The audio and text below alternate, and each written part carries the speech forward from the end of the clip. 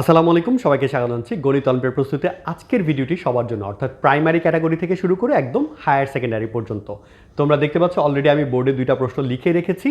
তো নিচের যে প্রশ্নটা আছে এটা মূলত প্রাইমারি ক্যাটাগরির জন্য কিংবা জুনিয়র ক্যাটাগরির জন্য একদম বিগিনার লেভেলের প্রশ্ন। আর উপরে যে প্রশ্নটা আছে সেটা মূলত সেকেন্ডারি ক্যাটাগরি বা হায়ার সেকেন্ডারি ক্যাটাগরির প্রশ্ন। তার মানে আজকের ভিডিওটার তোমরা সকল ক্যাটাগরির শিক্ষার্থীরাই কিছু শিখতে পারবে ইনশাল্লাহ। তো চলো কথা না বাড়িয়ে শুরু করে দিই। প্রথমে আমরা নিচে প্রশ্নটা পড়ি।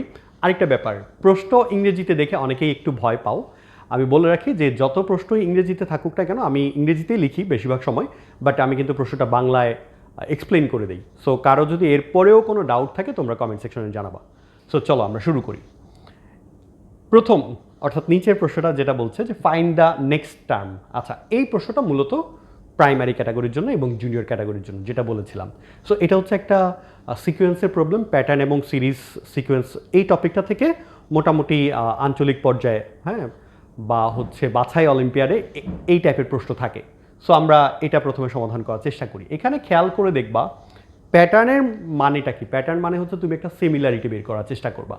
তো এই সংখ্যাগুলোকে যদি একটু অ্যানালাইসিস করো, বা তোমরা যদি আমার আগের ভিডিওগুলো দেখে থাকো, প্যাটার্নের যে প্রবলেমগুলো ছিল, আমরা প্যাটার্নের প্রবলেম কয়েকভাবে সলভ করেছি। একটা টাইপ ছিল পার্থক্য বের করে করে করা, আরেকটা টাইপ ছিল যে দুইটা যোগ করে করে পরেরটা পাওয়া, অর্থাৎ একটা সিমিলারিটি পাওয়া, সিকোয়েন্সটা কীভাবে বাড়ছে।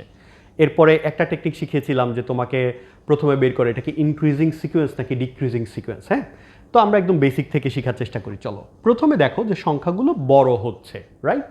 আশা করি এতটুকু সবাই বুঝতে পেরেছ যে সংখ্যাগুলো আস্তে আস্তে বড় হচ্ছে।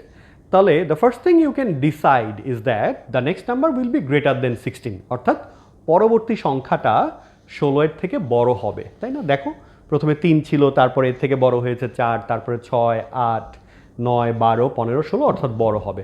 সো এটা একটু নোট ডাউন করে ফেলবা যে আমার পরবর্তী সংখ্যাটা একটু বড় হবে। আচ্ছা, এবার দেখো আমরা যে আগের টেকনিক শিখেছিলাম যে পার্থক্য বের করে করে করা। তুমি যদি 3 আর 4-এর পার্থক্য দেখো 1, 4 আর 2-এর পার্থক্য, 4 আর 6-এর পার্থক্য 2, 6 আর 8-এর পার্থক্য 2, আবার 1, 3, 3, 1। সো পার্টিকুলার কোনো সিকোয়েন্স আসলে দেখা যাচ্ছে না। সো পার্থক্য দিয়ে তুমি সলভ করতে পারবা না এটা, ঠিক আছে? তাও পার্থক্য দিয়ে তুমি আরও অনেকগুলো যাওয়ার পরে হয়তো একটা সিকোয়েন্স তৈরি করতে পারবা, সেটা অনেকের কাছে এভিডেন্ট মনে হবে না। আমাদের এখানে আরেকটা চমৎকার সহজ একটা সিকোয়েন্স আছে, সেটার জন্য আমাদের গুণিতকের কনসেপ্টটা কাজে লাগবে। দেখো একটু খেয়াল করে, এখানে যে সংখ্যাগুলো আছে এই সংখ্যাগুলো 3, 6, 9, 12, 15, ঠিক আছে? এই সংখ্যাগুলো কার গুণিতক দেখো তো? 3-এর গুণিতক। তাহলে আমরা যদি একটু লিখে ফেলি, হ্যাঁ, যে মাল্টিপলস অফ 3 বা 3-এর গুণিতক, 3-এর গুণিতক, তাহলে কি পাবা দেখো? 3, 6, 9, 12, 15, এরপরে পাবা 18, তারপরে 21। ওকে, এভাবে করে চলবে। সরি, এরপরে যদি আমরা 4-এর গুণিতকে যাই, হ্যাঁ, 4-এর গুণিতক 4, 8, 12, 16, 20, 24, এভাবে করে চলবে। হ্যাঁ, একটু খেয়াল করে দেখো যে এই যে সংখ্যাগুলো, এগুলো কিন্তু এই দুইটা সিকোয়েন্স থেকে এসেছে। হয় সংখ্যাগুলো 3-এর গুণিতক অথবা সংখ্যাগুলো 4-এর গুণিতক। তাহলে 3-এর গুণিতকগুলো যদি আমরা দেখি, দেখো আমরা কি করেছি, 3 নিয়েছি প্রথমে। সো 3 ইজ সিলেক্টেড, 3 এসেছে। তারপরে কত এসেছে? 4। অর্থাৎ 3-এর গুণিতকও নিচ্ছ, 4-এর গুণিতকও নিচ্ছ, তবে সাজিয়ে নিচ্ছ, অর্থাৎ ছোট থেকে বড় আকারে নিচ্ছ। প্রথমে 3, 3-এর পরে ছোট সংখ্যা, নেক্সট 6 নিলে কিন্তু মাঝখানে 4 বাদ হয়ে যায়, এই জন্য আমরা 4 নিয়েছি। তারপরে আছে 6, 6 নিলাম। 6-এর পরে কার সিরিয়াল দেখো? 8-এর সিরিয়াল, তাহলে 8 হয়ে গেল। 8-এর পরে 9 আছে, 9 নিলাম। 9-এর পরে দেখো 12 দুইটাতেই আছে, তাহলে দুই জায়গা থেকে আমি 12 কেটে দিলাম। 12-এর পরে কে আছে দেখো? 15, 3-এর গুণিতক 15, 15 নিলাম। 15-এর পরে কে আছে? 16। এখন তোমরাই দেখো তো, নেক্সট যে সংখ্যাগুলো আমার আছে, উপরের সারিতে আছে 18, নিচের সারিতে আছে 20। তাহলে 18 এবং 20-এর মধ্যে তুমি কোনটা নিবা? যেটা ছোট, কারণ আমরা ছোট থেকে বড় আকারে সাজাচ্ছি। So the next number will be 18। Okay, আশা করি সবাই বুঝতে পেরেছ।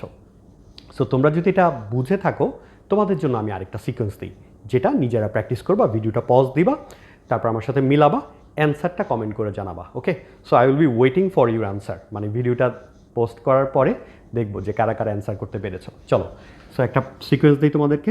5 7 10 14 15 20 21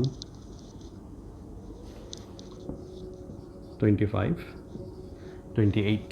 ওকে, সো এভাবে করে যদি চলতে থাকে তার পরবর্তী সংখ্যাটা কত হবে? So this is your question. এই প্রশ্নটা একটু লিখে রাখো। হ্যাঁ, ভিডিওটা দরকার হলে পজ দাও, কারণ আরও তো আলোচনা আছে। তারপরে তোমরা আমার সাথে মিলিয়ে নিবে অ্যান্সারটা। Okay, so I am waiting. I hope যে তোমরা ভিডিও পজ দিয়েছো, তারপরে আবার ব্যাক করেছো। Welcome back. এখন দেখো, এই সংখ্যাগুলো কি 5-এর গুণিতক কিংবা 7-এর গুণিতক? হ্যাঁ, তো 5 অথবা 7-এর যেহেতু গুণিতক, 5 7 10 14 15 20 21 25 28, দেখো 5 অথবা 7-এর গুণিতক, এভাবে করে লিখে ফেলবা। হ্যাঁ, লিখার পরে দেখবা যে এটা হচ্ছে 7-এর গুণিতক, 7-এর গুণিতকে আছে 28, 5-এর গুণিতকে আছে 25, তাই না? তাহলে 5-এর পরবর্তী গুণিতকে তুমি পাবা কিন্তু 30। So the next number will B 30। ঠিক আছে, আমি খুব শর্টকাটে বললাম, বাট তোমরা এভাবে করে লিখে নিবা। তোমার কাছে দেখো, প্রথমে সিকোয়েন্সটা দেখবা যে এখানে কার কার গুণিতক আছে, 5-এর গুণিতক এবং 7-এর গুণিতক। সো যেটা করতে হবে, তুমি এভাবে করে লিখে নিবা। হ্যাঁ, বাট একটা সময় যেটা হবে, তুমি প্র্যাকটিস করতে করতে উইল বি কনফিডেন্ট ইনাফ যে তুমি দেখেই বলতে পারবা যে হ্যাঁ 28-এর পরে কত হওয়া উচিত, 30 হওয়া উচিত। Okay, so I hope and expect যে তোমরা এই টাইপের প্রবলেমগুলো ইনশাল্লাহ পরবর্তীতে নিজেরাই সলভ করতে পারবে। এখন আমরা যেটা করব, উপরে যে প্রশ্নটা দেখতে পাচ্ছ একটু কম সহজ, তো প্রাইমারি ক্যাটাগরি বা জুনিয়র ক্যাটাগরি তোমরা যারা আছো, ভয় পাওয়ার কিছু নাই। প্রাইমারি ক্যাটাগরির জন্য একটু ডিফিকাল্ট হবে, বাট জুনিয়র ক্যাটাগরির জন্য আমি এক্সপ্লেন করার পরে হোপফুলি জুনিয়র, সেকেন্ডারি এবং হায়ার সেকেন্ডারি ক্যাটাগরি তোমরা ইনশাল্লাহ এটা বুঝতে পারবে। ওকে, তাহলে চলো আমরা এটা সমাধানটা শুরু করি।